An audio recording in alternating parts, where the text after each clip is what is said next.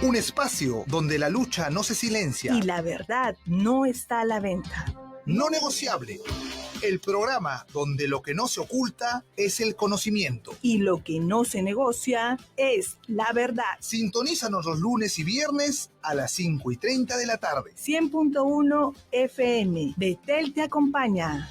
Muy buenas tardes, amigos de Betel Radio, ¿cómo están? Hoy día nuevamente con una nueva edición de su programa No Negociable.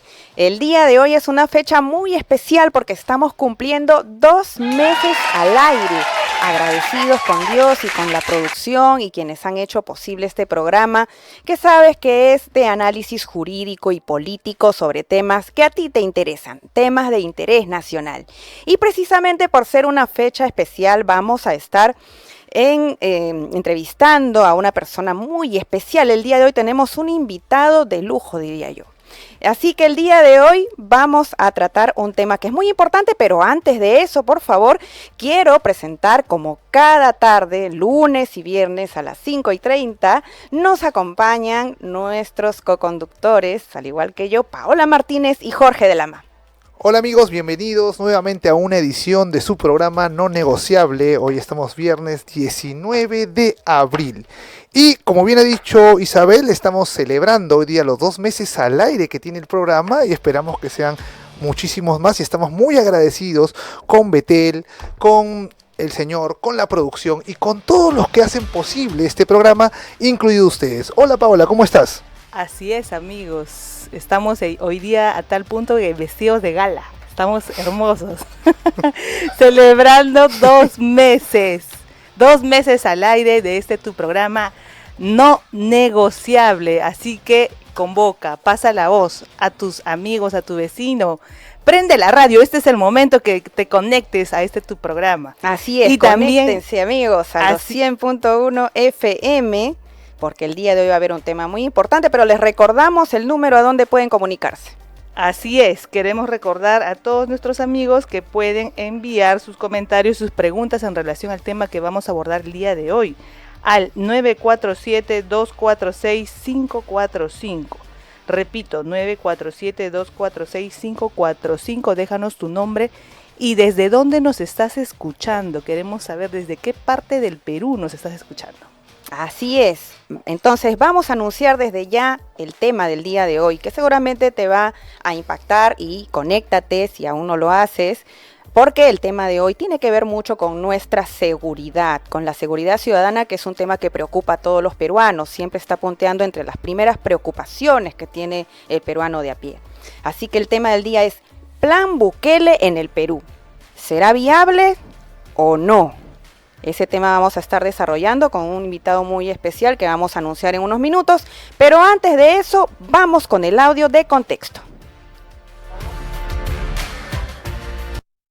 He anunciado a través de mis redes sociales la elaboración de un proyecto de ley para lograr 2 cosas. Primero, que toda persona detenido por los delitos de crimen organizado y banda criminal se les pueda mandar a prisión preventiva sí o sí, quedando prohibido la comparecencia con restricciones. No se puede jugar con la vida e integridad de los peruanos. No se puede aplicar flexibilidad a esta gente que lo único que hace es levantar un arma y no dudan muchas veces en disparar contra el cuerpo de un ciudadano de bien que trabaja, que saca adelante a su familia.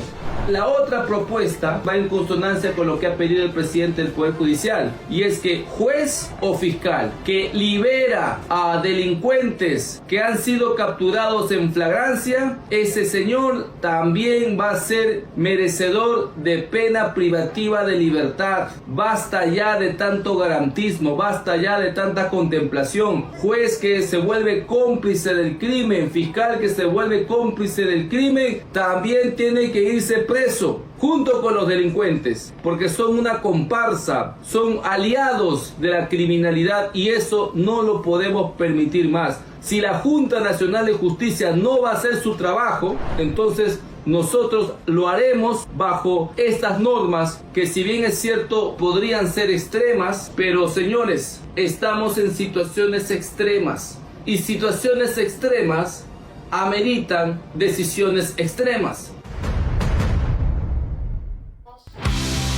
Muy bien, amigos. Regresamos con lo anunciado. Ya tenemos a nuestro invitado especial en el set por estos 2 meses de aniversario de nuestro programa. Se encuentra ya con nosotros el congresista de la República, Alejandro Muñante Barrios, que seguramente ustedes ya lo conocen porque él ha sido uno de los más incisivos en poder arribar a tener un plan de seguridad nacional en el Perú. Y dicho sea de paso, también estuvo en El Salvador para poder recoger algunas experiencias, tiene importantes proyectos de ley, pero vamos a presentarlo. El congresista Alejandro Muñante Barrios es congresista de la República y actualmente preside la Comisión Especial Revisora del Código de Ejecución Penal, también es miembro de la Comisión de Constitución, es vicepresidente de la Comisión de Justicia y Derechos Humanos, de la Comisión de la Mujer, de la Comisión de Educación, y también, por supuesto, es un asiduo, un recurrente defensor de la vida y la familia como fundador de la Red Nacional de Abogados por la Defensa de la Familia. Representa un gran gremio de padres de familia, de ciudadanos en general, defensores de Dios, de la patria, de la familia, de la libertad, y por eso es un gusto tenerlo. Congresista Alejandro Muñante, muy buenas tardes. Gracias. Buenas tardes, Isabel, Jorge, Paola, muchas gracias por la invitación y la verdad que me siento honrado de estar aquí en su aniversario, ¿no?, de 2 meses de programa. Realmente muy contento porque sé que este programa está llegando a mucha gente, así que les felicito por esta encomiable labor. Así que contento de poder estar aquí con ustedes y comentar algo tan importante que a la ciudadanía seguramente le va a interesar mucho. ¿Qué estamos haciendo como país contra la creciente inseguridad ciudadana? Congresista, un gusto tenerlo con nosotros, buenas tardes. Congresista, nosotros hemos con la producción seguido, digamos así, todo lo que usted viene haciendo en esta materia de seguridad ciudadana.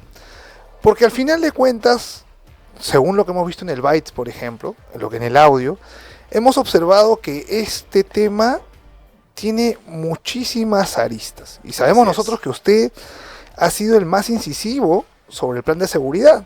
Y dicho sea de paso, usted en El Salvador pudo ver un poco de la experiencia de éxito de allá.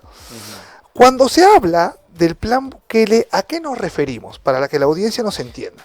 A ver, el plan Bukele es la chapa que le han puesto todos los demás países al plan de control territorial que se da en El Salvador. O sea, usted va a El Salvador y allá no lo conocen como plan Bukele. Allá le conocen como el plan de control territorial. Pero en el resto de países se ha hecho conocido como el famoso plan Bukele, ¿no? Un plan que además no está revelado al 100%, tengo que decir. Es decir, todavía la gente no sabe en qué va a terminar todo esto. Se revelan las cosas por fases.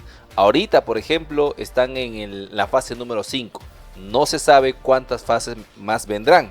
¿Por qué? Porque se trata justamente de un plan de seguridad, ¿no? Y se revelan en la medida que se van aplicando. ¿Y cuáles son las primeras fases que se han A aplicado? ver, las primeras fases que se han aplicado, primero es la fase, bueno, hay nombres un poquito técnicos, pero más o menos a qué han conducido, ¿no? La primera fase es esa fase en la que se le otorga a la Policía Nacional, al Ejército, toda la logística, el presupuesto necesario como para poder estar listos para enfrentar a las pandillas, ¿no? Recordemos que en El Salvador reinaban las pandillas, las maras salvatruchas, reinaba el barrio 18, eran pandillas que vinieron como que importadas desde los Estados Unidos. Cuando hubo la guerra civil en El Salvador, la gente migró muchísimo a los Estados Unidos. Y en los Estados Unidos habitaron los salvadoreños en colonias. En esas colonias, en barrios, en suburbios, lamentablemente no había como que mucha integración con la ciudad y entonces comenzaron a desarrollarse ahí las pandillas para poder controlar los territorios en los Estados Unidos. Una vez que acabó la guerra civil en El Salvador, gracias justamente a la intervención del recordado Javier Pérez de Cuéllar, el embajador del Perú, ¿no? que en ese tiempo servía en la ONU, ¿no es cierto? Se logró la paz en El Salvador y entonces las personas comenzaron a regresar a El Salvador y dentro de ellos también regresaron las pandillas, ¿no? Y cuando regresaron a El Salvador, pues las pandillas comenzaron a tomar control de todas las calles. Allá se le llama colonias, ¿no? En El Salvador. Y entonces hubieron 2 grandes facciones que rivalizaron entre ellos, las maras salvatruchas y el barrio 18.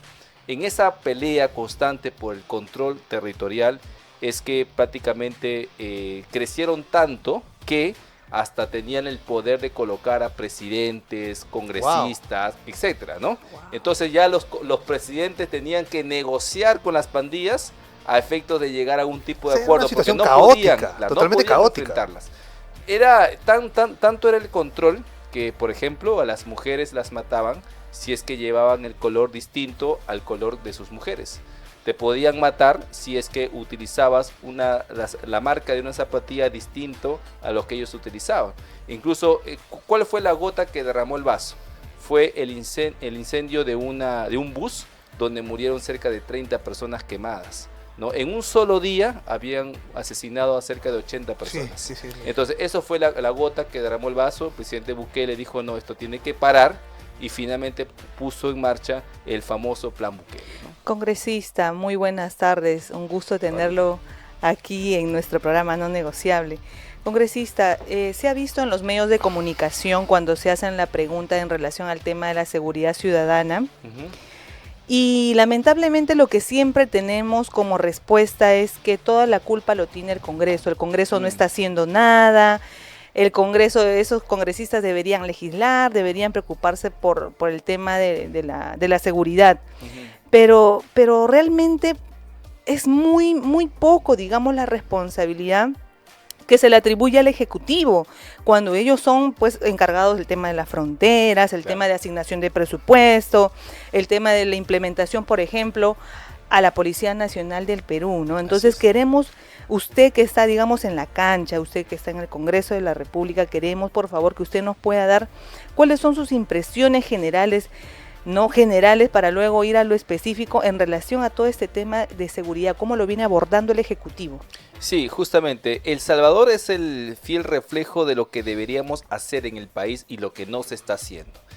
Claro, la gente le echa la culpa al Congreso como que si el Congreso tuviese la llave mágica, como si una ley, o sea, pudiera solucionar este problema, ¿no? Como si mañana, por ejemplo, no sé, pues emitimos la ley que se impide la delincuencia en el Perú y al otro día no va a haber delincuencia. Eso es ilógico, eso no va a suceder. El Salvador, justamente arrancamos el tema con El Salvador porque allá hubo una coordinación entre ejecutivo y legislativo. Hablamos de la primera fase, ¿no es cierto? La fase de la dotación de logística, de presupuesto a la policía, porque claro, tú no puedes mandar a la policía desarmada a enfrentar la delincuencia. Le tienes que dotar de implementos, equipos modernos, drones, motorizados, armas, etcétera, etcétera. Pero también con eso vino la modificación del Código Penal salvadoreño. Es decir, allí lo que se hizo fue que, por ejemplo, ¿no?, se consignó como delito el simple hecho de tener un tatuaje. O sea, el hecho de que tú tengas un tatuaje ya es un delito que se paga con 20 años. Pero no cualquier tatuaje, ojo. El tatuaje de un Mara significa que ha ingresado a una pandilla, porque no cualquiera puede utilizar el tatuaje. Entonces se colocan el tatuaje en señal de que han ingresado a una organización criminal. Y para ingresar a una organización criminal como las pandillas, tenías que haber matado a una persona. Entonces, por esa razón es que el simple hecho de llevar un tatuaje ya significa un delito en El Salvador. Entonces, se modificó el Código Penal a efectos de poder condicionar el plan de control territorial y que se puede efectivizar. Aquí en el Perú no existe ningún tipo de coordinación. El Ejecutivo no nos dice por cuál camino tenemos que ir para poder modificar la legislación de tal manera que obedezca a un rumbo. Aquí en el Perú estamos perdidos, no sabemos a dónde Congresista, vamos. y justo en ese punto, producción nos ha alcanzado documentación en relación a los oficios que usted ha reiterado al Ejecutivo sobre el tema de la conformación de la comisión para abordar este tema de seguridad. ¿Hay alguna respuesta? No, yo lo que he pedido fue justamente un Consejo de Estado, porque a ver, es lo único que se me ocurre. No veo, el CONASEC no está sirviendo. ¿Por qué? Porque el CONASEC reúne al funcionario de rango medio, ¿no? Al que va ahí, escucha y no propone nada. El Consejo de Estado al menos te junta al presidente del Poder Judicial, al presidente del Congreso, al presidente del Tribunal Constitucional, a la presidenta de la República, y todos ellos se juntan y se reúnen. Eso es lo que yo he venido pidiendo a efectos, no de que se tomen pues un té de tías, sino que elaboren un plan de seguridad integral, porque ¿qué estamos viendo ahora? Justamente fue el audio que escuchamos al inicio, ¿no? Los policías hacen su trabajo, y los fiscales sueltan a los delincuentes. El Congreso emite una ley y no hay presupuesto para poder aplicarlo. Estamos descoordinados. Entonces, tenemos que elegir una hoja de ruta. A eso precisamente vamos a llegar, congresista, pero entonces, de acuerdo a su experiencia, que usted ya ha conocido este plan Bukele, denominado así Bukele, ¿podríamos decir que en el Perú tenemos a estas organizaciones criminales identificadas, así como usted hablaba de Prende Aragua, de los Maras? ¿Y qué posibilidades hay de que acá en el Perú, por ejemplo, estas organizaciones ya mapeadas pueda trabajarse en un proyecto de ley de los tatuajes? ¿Es aplicable este plan Bukele en el Perú? caso de los tatuajes no existe ese código en el caso peruano. Acá no hay pandillas, ¿no? Aquí lo que hay son organizaciones criminales que operan soterradamente, ¿no? Y eso es lo que hace mucho más complejo y difícil, tal vez, porque claro, en El Salvador si ya tienes un tatuaje ya eres un blanco, es ¿no? una especie de organización en función a una tradición. Así es. No a función, claro, y eso es lo que me interesa del plan que nos acaba de contar. Congresista, se supone que tiene que haber un análisis primero de fondo, una línea de base sobre la delincuencia, un estudio de la delincuencia, para que luego se pueda presentar un plan, ¿cierto? Exactamente. Y a partir de ese plan, dotar, tanto como usted ha dicho, de logística y de un marco regulatorio que permita lograr los objetivos de ese plan. Exactamente. Aquí, digamos, como la delincuencia ha escalado tanto, ya tenemos bandas criminales extranjeras. Sí. Bandas que tienen códigos y que pueden ser identificadas, claro, ¿no? Entonces, podemos partir de ahí, ¿no? Claro, el Perú es un ejemplo de lucha contra la criminalidad porque, por ejemplo, en la lucha contra el terrorismo tú no sabías y no podías identificar al terrorista, claro, porque se mimetizaban entre la población, pero aún así pudimos vencer al terrorismo. Hoy en día tú no puedes identificar a un delincuente así nomás, ¿no es cierto? Porque a veces se camuflan hasta en los repartidores de deliveries, ¿no? Pero sí se puede identificar las organizaciones y de hecho la policía tiene la voluntad y la capacidad para poder hacerlo. Lo que no tiene es acompañamiento, no hay presupuesto, no hay leyes y no hay un objetivo a dónde estamos yendo. Claro, y no está coordinado a todos los poderes. Así es. El sistema de inteligencia que debe manejar la policía funciona para desbaratar a estas organizaciones criminales. Como usted dice, falta mucho, hay que Ahora, dotar. en El Salvador también algo que funcionó fue, a ver, señores, ya tenemos plata, porque vino de un préstamo internacional, hay que decirlo, ¿eh? Tenemos plata, ya modificamos el Código Penal, ¿ahora qué hacemos? Pero tenemos un fiscal corrupto, tenemos jueces corruptos, reformaron su sistema judicial. Los congresistas expulsaron y destituyeron al fiscal de la nación que estaba completamente confabulado con las pandillas y tuvieron que sacarlo. Entonces ya no tenemos al fiscal corrupto, ya no tenemos plata, tenemos ¿cómo se llama? Todo el implemento. ¿Ahora qué hacemos? Estado de excepción. Una consulta, congresista, sobre este tema de la reforma. Yo sé que... ¿Cuál es el problema? ¿Por qué desde el Congreso no se puede hacer esa reforma? Para que la gente lo entienda, porque yo producción me alcanzó y tuve la oportunidad de ver en Twitter que incluso habían menciones sobre una reforma del Poder Judicial o del Ministerio Público a partir de una ley. Pero, ¿eso es posible o no? ¿Una reforma judicial? ¿A partir de una ley? ¿Es posible o no? Sí, es posible, pero también es posible desde una comisión en el Congreso. Yo cuestiono a aquellos que deslegitiman al Congreso de hacer una reforma al sistema de justicia por por las tasas de aprobación o de impopularidad. Eso no legitima un poder del Estado para poder realizar su trabajo, ¿no? No, porque si no el Poder Judicial estaría jalado, también claro, no debería dictar sentencia. Exactamente, pero también soy consciente de las limitaciones que pueden tener algunos congresistas que no conocen el mundo al cual van a regular. Entonces sí se necesita una coordinación entre los poderes del Estado para llegar a una conclusión y decir por dónde es que tenemos que empezar. Lamentablemente eso no sucede. A ver, el presidente del Poder Judicial hace poco salió a decir que él no iba a aceptar ninguna reforma del sistema de justicia que no pase primero por su consulta. Y luego, 3 doritos después, le pide al Congreso una ley para sancionar a los jueces fiscales que sueltan a los delincuentes. Que él no puede controlar. Exactamente. O sea, que él no puede controlar a sus propios jueces. Y nos tira la pelota a nosotros. Entonces, no hay una coordinación correcta para poder lograr realmente una lucha frontal contra la delincuencia, ¿no? Así es, y realmente sería importante realizar desde el Congreso de la República esa reforma, porque estamos viendo un enfoque, una aplicación de un enfoque pro reo, Así es. ¿no? Entonces, es lamentable la posición del presidente del Congreso de la República, pero, congresista, le quería hacer la consulta justamente a raíz de estas noticias que han salido, Ujú. ¿no? Del comandante que denunció en Cañete sobre General el Lozada. general, perdón, Ujú. general Lozada, Ujú. que denunció justamente que el fiscal habían soltado a esos 13 criminales, 13 colombianos, criminales. sí, sí. Justamente en relación a ese tema, congresista, queremos consultarle sobre el proyecto de ley que usted ya ha lanzado en sus redes sociales Ujú.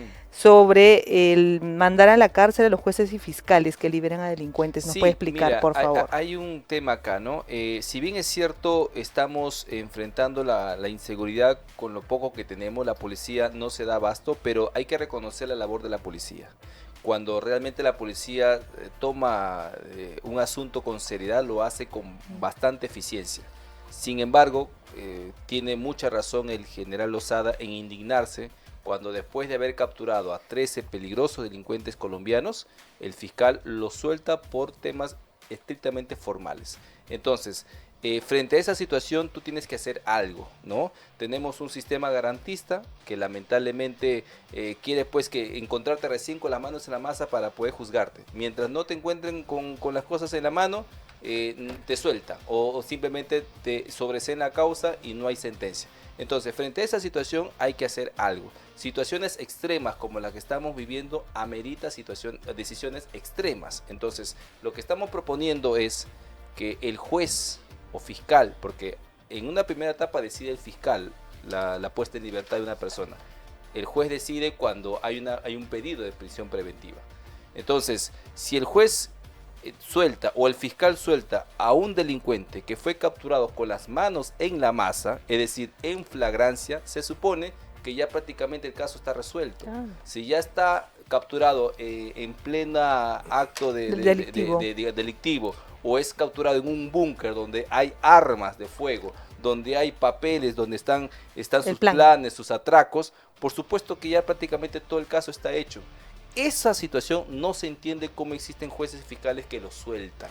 Allí es donde apunta mi proyecto de ley. Excelente. Yo no voy a cuestionar el criterio jurisprudencial que puedan tener los jueces al momento de decidir. Pero si ya encontraste a un ladrón, a un delincuente, con las manos en la masa, no te puedes pues escamotear en leguleyadas jurídicas para soltarlo. En la autonomía Así es. judicial, que no tiene nada que ver. Ahí claro. sí ya es un delito. Así es, Y por eso congresista. es lo que estamos proponiendo. Excelente su propuesta porque es un secreto a voces, siempre se ha sabido que la policía hace su trabajo, incluso arriesga su vida, como decía usted en una columna para el diario Expreso, arriesga su vida. Y sin embargo, luego que llegan pues para la fiscalía o el poder judicial, los liberan, ¿no? Entonces esto, digamos, no está en consonancia con la persecución del delito, con la justicia que debe haber, y más en los delitos flagrantes, donde no hay ninguna duda de la comisión inmediata de ese delito. Claro, porque en nuestro país existe un proceso inmediato para casos de flagrancia. ¿Y por qué existe eso? Porque se supone que ya prácticamente el caso está hecho. Entonces, se establece, incluso existen las unidades de flagrancia, Claro. ¿no? Donde hay sentencias en 24 horas. ¿Por qué? Porque el caso está resuelto. Congresista, Así pero es. ¿no piensa usted que también el problema es que los mismos presidentes en su momento, no hablo de los congresistas, porque ellos no ejecutan, Ujú. ¿ya? ¿Le faltan el respeto a la policía? Por ejemplo, no sé si se acuerda del caso de la señora que en el aeropuerto insultó y golpeó a un policía. Claro. ¿Y qué hizo Llanta al final de irse el presidente? La indulta. Ujú. Entonces, si vamos a andar en medias tintas respecto al respeto al oficial, creo que vamos a seguir cayendo en estas cosas, porque si se vio claramente esa vez que se le cacheteó, Sí. le pegaron, y sin embargo ya ante el último día le indulta. Entonces, si vamos a seguir así, ¿quién es el lastimado? La institución policial, ¿verdad? Así es. Y esa situación se ha repetido hasta ahora, ¿no? Hace poco hemos visto, creo que un paradero de una calle de Lima donde un sujeto le tira el gorro o o el casco al policía, Sí. ¿no? Después vimos en una provincia del país donde incluso hasta han hecho memes de ese video donde una persona en estado etílico lo insulta al Increíble, policía que lo increíble. está interviniendo. ¿Y eso por qué sucede? Porque justamente se ha perdido el principio de autoridad en nuestro país. Aunado al trabajo constante y permanente de ONGs que persiguen a los policías que cumplen su trabajo o que en el ejercicio de sus funciones emplean su arma de reglamento. Entonces el policía ya se encuentra completamente desmoralizado, porque si por ahí se le ocurre ponerse fuerte, firme frente a esa situación, puede ser hasta denunciado por abuso de autoridad. Y como el policía no quiere comerse ese pleito porque sabe que nadie lo va a defender, Sí, nadie entonces lo va a prefiere defender. simplemente sustraerse de su responsabilidad. Congresista, pero este proyecto de ley que usted prepara para que los jueces y fiscales, que son irresponsables, que liberan delincuentes, puedan ir presos también, digamos, por haber mostrado esta complicidad con la delincuencia, ¿no sería el único proyecto de ley en materia de seguridad ciudadana que usted ha venido proponiendo? Sino usted tiene, creo que a inicios de año ya hizo un recuento en sus redes, que es usted muy activo y lo felicito porque ese es un trabajo de representación que es necesario transparentar. Tiene una lista de proyectos de ley en materia de seguridad ciudadana y quisiera que nos comente, por favor, un poco al Sí, respecto. lo que sucede es que es necesario, importante poner el dedo en la llaga. Y muchas veces tenemos que presentar proyectos que pueden ser, digamos, cuestionados jurídicamente, pero que en estas situaciones en las que estamos viviendo son estrictamente necesarios.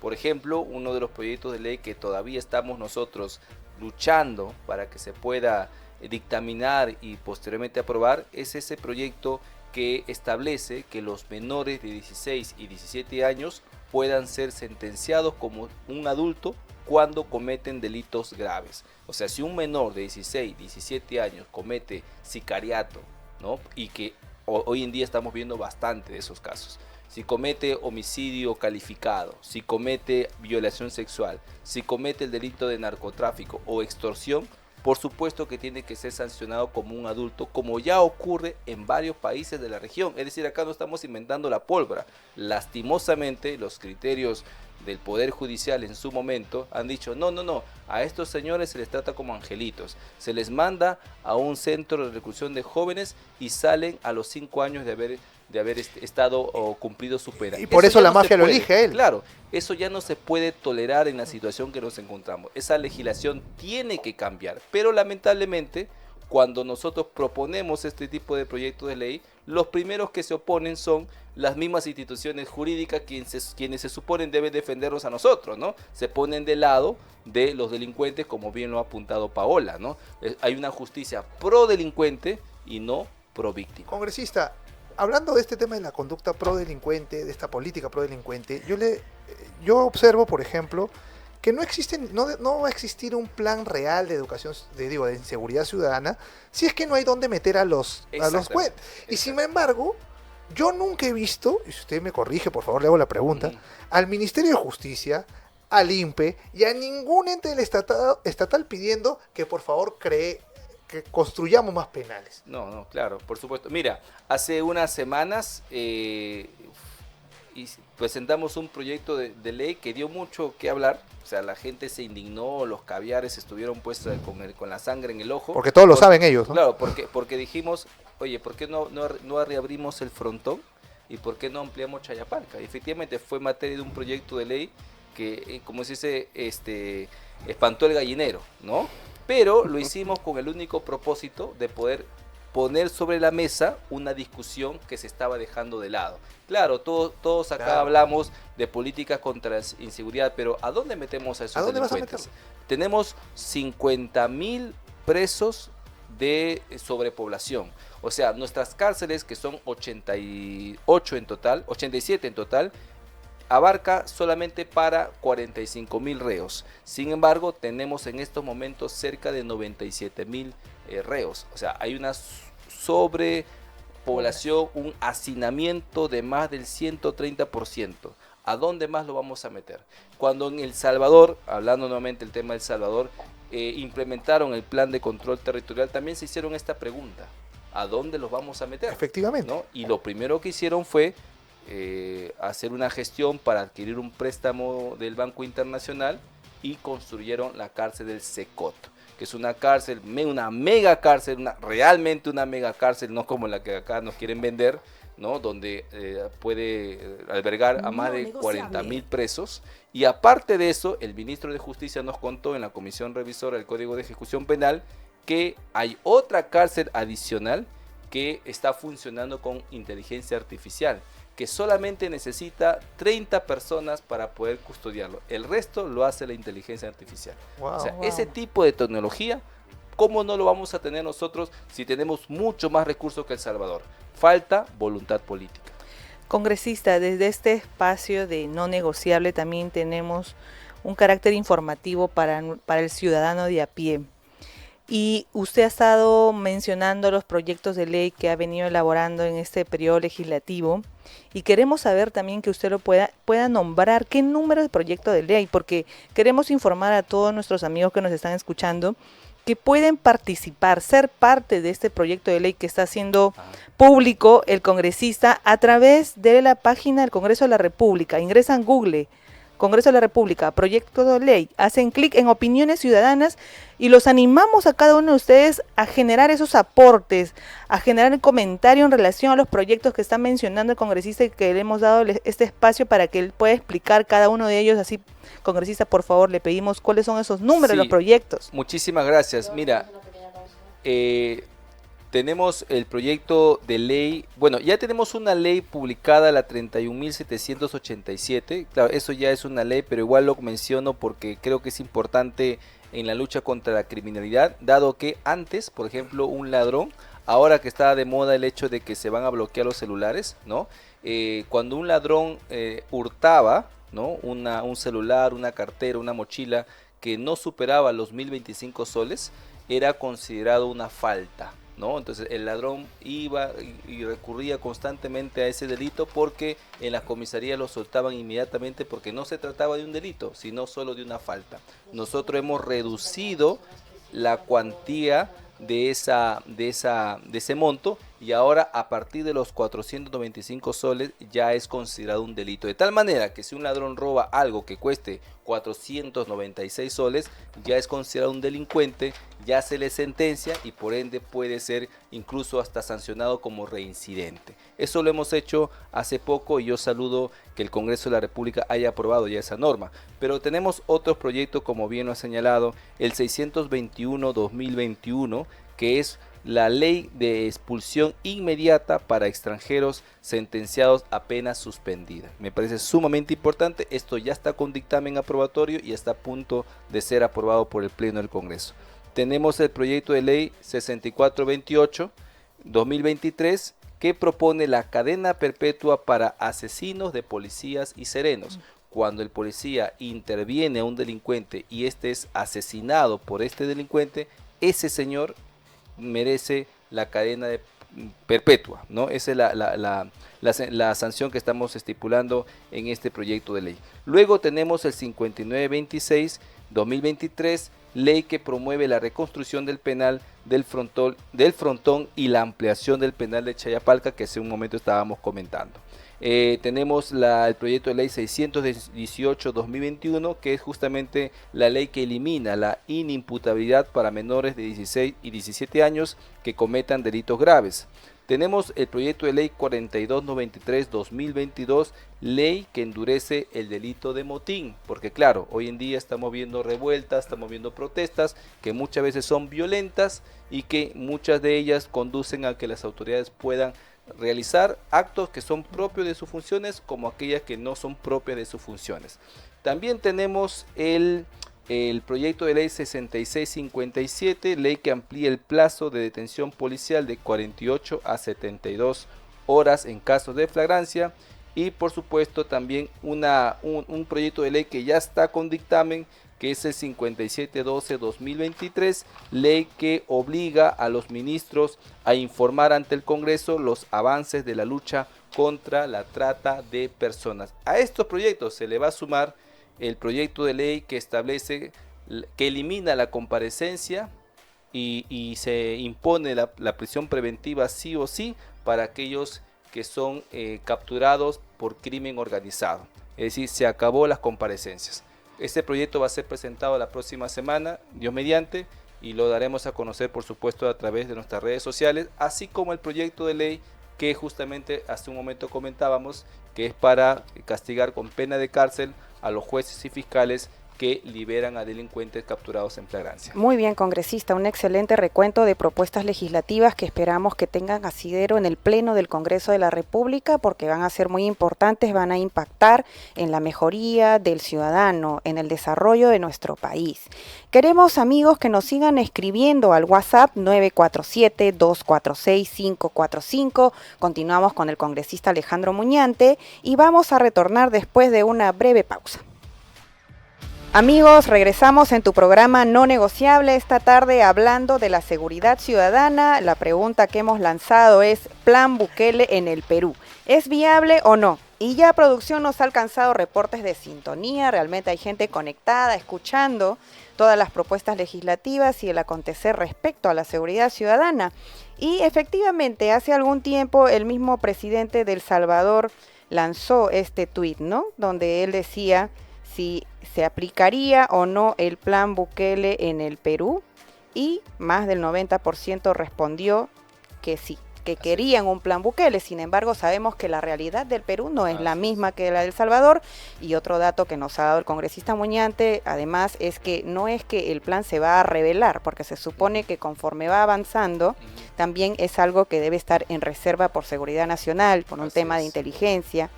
Pero ahora que hemos abordado ya el tema legislativo, político, también hablando de la responsabilidad que tiene el Ejecutivo, no solo el Legislativo con la producción de leyes, sino la dotación de recursos públicos, ¿no? De presupuesto, de un programa, que es lo que usted viene solicitando desde hace tiempo, este Consejo de Estado, un plan nacional ordenado, que establezca los objetivos para luchar contra la inseguridad ciudadana. Claro. Vamos a abordar ahora desde otra perspectiva el tema de la delincuencia, porque sabemos que la delincuencia es un problema multicausal, multidisciplinario, no podemos trabajar separados en las instituciones públicas, pero también parte desde la prevención, que es un punto muy importante, que creo que además del tema del Ejecutivo y del Legislativo, es un tema social.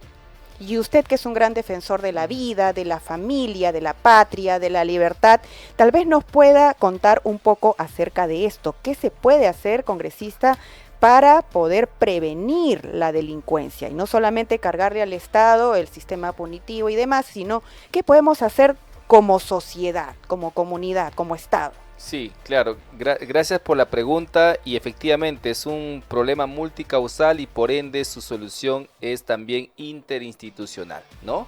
No solamente le corresponde al Congreso, al Ejecutivo o al Poder Judicial, en fin, esto es un problema bastante grande y que amerita una solución integral donde estén involucrados todas las instituciones. Pero algo que sí puedo yo identificar es que los grandes problemas de la delincuencia, digamos, de los problemas sociales, de los vicios que hoy se presentan en la sociedad, muchas veces vienen de hogares disfuncionales. Entonces puedo identificar el hogar como el principal o la principal fuente, ¿no es cierto?, de estas situaciones, porque cuando hay hogares disfuncionales, entonces se acrecientan las probabilidades de que la delincuencia siga aumentando en nuestro país. El INPE nos mostraba la vez pasada sus estadísticas, sus cifras, y por ejemplo daban cuenta de que cerca del 40% de los reos había salido de un hogar disfuncional. El otro 30% incurrió en la delincuencia porque el entorno en el que vivían, ¿no es cierto?, era un entorno que se dedicaba a actos ilícitos. Otro 20 o 25% refirió que tenía a un familiar preso y por ende en un acto de rebeldía o un acto de seguir su ejemplo o un mal ejemplo, también incursionaban en la delincuencia. Entonces vemos que el factor familiar es importante para poder analizar, y eso es justamente lo que no tenemos como país. ¿Y no le parece que a veces el Congreso va en otra línea? Y lo digo no por todos los congresistas, sino por ejemplo porque ahora han apoyado el divorcio, han aprobado creo que un divorcio express en la Comisión de Justicia. Entonces lo que estamos haciendo en realidad es fomentar que las familias se separen, en lugar de que las familias se fortalezcan, ¿no? Entonces ahí creo que ahí encaja la idea de que sea un plan coordinado, pero no solo que vaya en temas de delincuencia, sino en temas de educación y familia, ¿no crees? Claro, por supuesto. Mira, cuando la Constitución Política del Perú en su artículo 4 señala que es deber de la sociedad y del Estado proteger a la familia y promover el matrimonio, tiene una razón lógica, ¿no? Hay un fin público que se está buscando. Cuando se protege a la familia, entonces se protege a los nuevos ciudadanos, aquellos que justamente los que van a ser los adultos en el mañana. Y cuando fomentas más bien políticas o leyes que buscan desintegrar o debilitar a la familia, entonces allí nosotros encontramos un gran problema, porque no estamos yendo en consonancia con lo que dice la Constitución Política del Perú, y por eso tenemos los problemas que tenemos. No tenemos políticas de fortalecimiento de la familia, tenemos un Ministerio de la Mujer que funge como un ministerio de propaganda feminista en lugar de presentar alguna política que vaya en consonancia con la integración familiar. No se engrana. Claro que sí, porque por ejemplo el tema de familia, el Ministerio de la Mujer ocupa pues un viceministerio. Una oficina, es una dirección chiquitita. Es una dirección pequeña y no tenemos políticas de fortalecimiento de la familia. Por eso es que vemos los resultados que hoy tenemos. Congresista, antes de hacerle la siguiente consulta, queremos seguir animando a nuestros amigos a que manden sus reportes, sus consultas, sus comentarios al 947-246-545. Nos escribe Miguel González desde el Cercado de Lima. Dice, un plan que solo se quede en papel no es eficiente. Lo ideal es que el castigo sea severo, pero que también los penales cumplan un papel correctivo. Se busca que los reos puedan ser reformados, que hagan más trabajo comunitario. Y congresista, usted hace un momento nos hacía el listado de sus proyectos de ley en relación al tema de materia de seguridad ciudadana, pero en relación al tema del trabajo con reos, ¿qué se puede hacer? ¿Qué es lo que usted plantea? Mira, justamente me toca presidir este año la Comisión Revisora del Código de Ejecución Penal, y allí estamos viendo las posibilidades de mejorar el sistema penitenciario, ¿no? A ver, lo que sucede en nuestro sistema penitenciario, que es sumamente deficiente, ¿no? Aunado por el terrible hacinamiento que vivimos, es que no hay un sistema verdaderamente diferenciado. Los reos primarios se confunden con aquellos que ya están condenados a cadena perpetua, y muchas veces las cárceles se vuelven universidades del delito. Claro. Entonces lo que se plantea, y creo que es correcto, que debemos aplicar un sistema completamente diferenciado. Cárceles para buscar la resocialización, porque hay gente que sí se puede resocializar, pero también hagamos cárceles para esa gente pues que ya usted sabe que no se va a resocializar. Por ejemplo, hace poco vimos un video de un asesinato de un microbusero, ¿no? Ya había sido reducido, ya había sido asaltado, pero al ladrón se le ocurrió disparar en la cabeza. ¿Qué necesidad tuvo? Ninguna. O sea, esa gente ya prácticamente perdió todo sentido de humanidad. Esa gente no puede estar con un reo primario. Entonces, para ellos debería haber un sistema especial donde, no sé, pues se dediquen a trabajar por su comida o a hacer algo al menos productivo, pero ya no puede esa gente pensar que se pueden resocializar. Efectivamente, congresista, hay gente realmente desalmada que pone en riesgo nuestra vida, la vida de los ciudadanos, y consultarle, en todo caso, cómo se podría hacer para distinguir entre las personas que sí pueden resocializarse, rehabilitarse en sociedad, y las personas que, como usted dice, ya han perdido la humanidad, están deshumanizadas. ¿Cómo poder distinguir? Eso también pasa por un cambio en el sistema de justicia, ¿no? Lo que se llama el derecho penal del enemigo o el derecho penal del ciudadano, que nos comentaba la otra vez el doctor Pacheco Mandujano en una mesa técnica donde desarrollamos justamente las propuestas en materia de seguridad ciudadana. Él hablaba de un derecho penal del ciudadano, que es aquel derecho penal que tiene que aplicarse a aquella persona pues que siempre ha vivido correctamente, pero en un momento dado, no sé, pues comete un delito, ya sea por circunstancias ajenas o porque estuvo obligado a hacerlo, ¿no? Sin embargo, hay esas personas que siempre cometen delitos constantemente, donde ya no les importa absolutamente nada, donde son reincidentes de delitos de sicariato, delitos de robo agravado, estas famosas joyitas, ¿no? Esos prontuariados delincuentes. A ellos ya no los puedes tratar como simples ciudadanos. a ellos se les podría aplicar el derecho penal del enemigo. Son donde reincidentes. ya las penas deben ser mucho más severas y deberían tener un régimen diferenciado en un sistema penitenciario mucho más severo, donde incluso tengan que trabajar por su Así es. comida. Creo yo que eso es un clamor popular.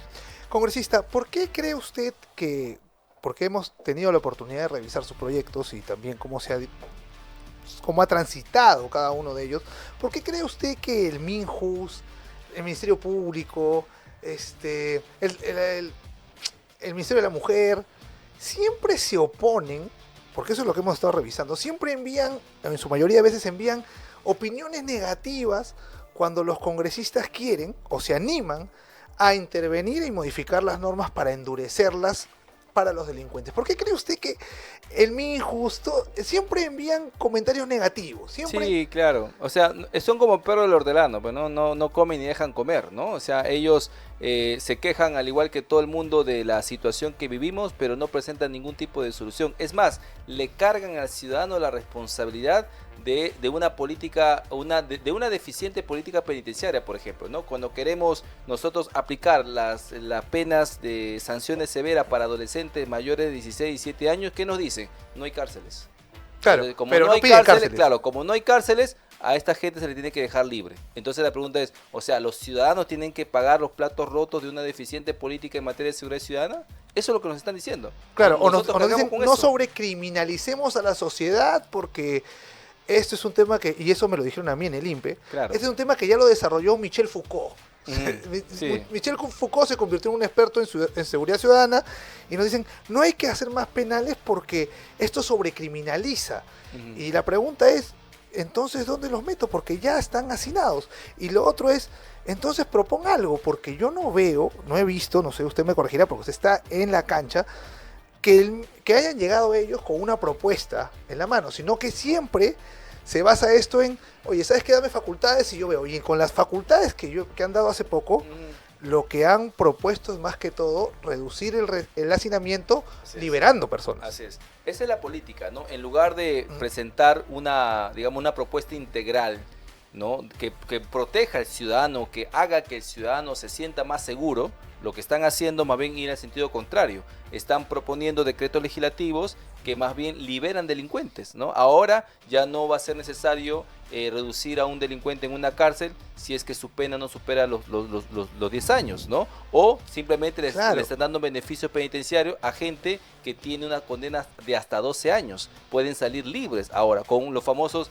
grilletes electrónicos que ya Que sabemos no van a funcionar en el ya Perú, sabemos porque en que el no Perú no hay funciona nada que funcione. y que además representa también pues un gasto para el Estado, ¿no? Porque finalmente eso sale del presupuesto de todos los peruanos. Entonces, no se está atacando el problema de raíz, se piensa que liberando delincuentes ya hemos solucionado el problema y no es así. Se dijo que los liberaban porque no eran delitos graves, pero mi pregunta es, ¿qué delito grave tiene, qué delito suave o leve tiene una pena de 10 años? No, ninguno, tiene que ser bastante fuerte, ¿no? Exacto. O ¿Cómo un mete a una reincidente. persona en la cárcel si es que al final, Se 10 años... Se si- entiende para esos casos, pues, donde estafa, ¿no? Está apropiación ilícita, por ahí podrías hablar de hurto, la omisión a la asistencia Pero familiar. que pague la reparación y Claro, que pague lo que estafó, ¿no? Exactamente, entonces, por ahí, en esos casos se entiende, pero homicidio, robo agravado, ¿no? Claro, eso Robo a mano armada, o sea, esas cosas no se entienden y son las que lamentablemente por ese camino está yendo el Ejecutivo en estos momentos. Congresista Muñante, antes de terminar justo queríamos leer un comentario porque acá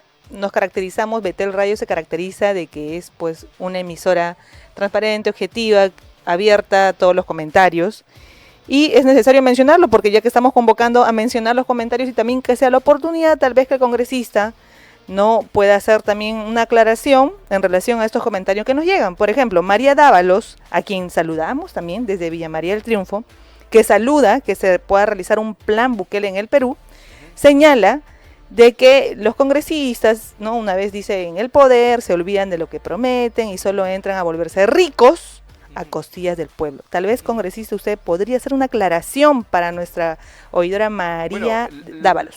Podría tener razón en cierto sentido porque, claro, yo no podría decir que todos los congresistas son inocentes, ¿no?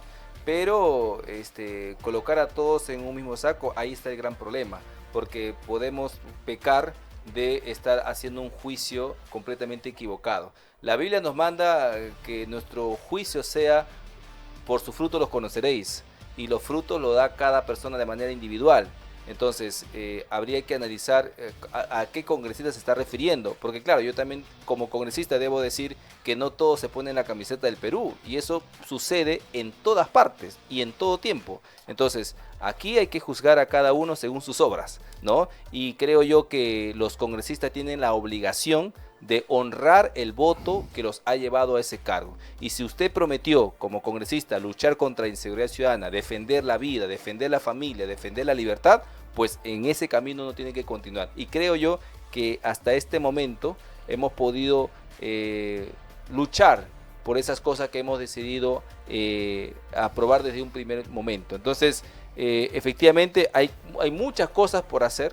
Si todos los congresistas se pusieran la camiseta, yo creo que podríamos hacer muchas más cosas. Pero lamentablemente ocurre la indiferencia, que también por supuesto ocurre en el Poder Ejecutivo y en el Poder Judicial. Excelente reflexión, congresista, y una frase realmente muy importante, ¿no? Por sus frutos lo conoceréis, que dice la palabra, y usted ha traído una larga lista de frutos aquí, una producción legislativa vasta en materia de seguridad ciudadana, pero también queríamos preguntarle, congresista, sabemos que usted preside la comisión revisora del Código de Ejecución Penal, en donde, dicho sea de paso, tiene de secretario al presidente del INPE, al señor Javier Yaque Moya.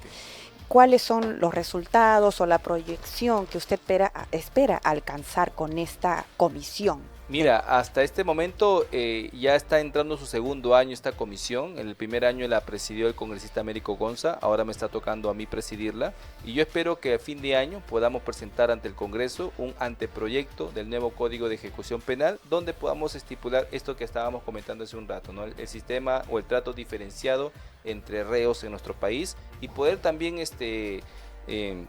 bajo el principio de realidad, ¿no? Señalar un sistema penitenciario acorde pues al país, ¿no? Porque hay estándares internacionales que te piden, por ejemplo, que una celda sea de 6x3, ¿no? O sea, ni siquiera una persona pobre en el interior del país goza de ese beneficio, y no lo va a tener pues un reo que ha cometido un delito, ¿no? Entonces hay que adecuar el sistema a nuestra realidad, y creo que en ese camino vamos, y esperamos que para fin de año podamos presentar finalmente ese anteproyecto. Excelente, congresista, porque siempre se va a hablar de un sistema garantista, pro reo, como dijo mi compañera Paola, o si estamos a favor del ciudadano, y realmente creo que como comunidad y Estado estamos llamados a defender nuestra seguridad, congresista, así que creo que las propuestas que usted ha traído, más ser el presidente de la Comisión Revisora del Código de Ejecución Penal, aunado al hecho de que es un gran defensor de la vida, de la familia, que es crucial en la prevención, vamos a lograr importantes resultados. Muchas gracias por le agradecemos muchísimo su presencia. Encantado de estar aquí para cuando gusten. Ha sido muy esclarecedor.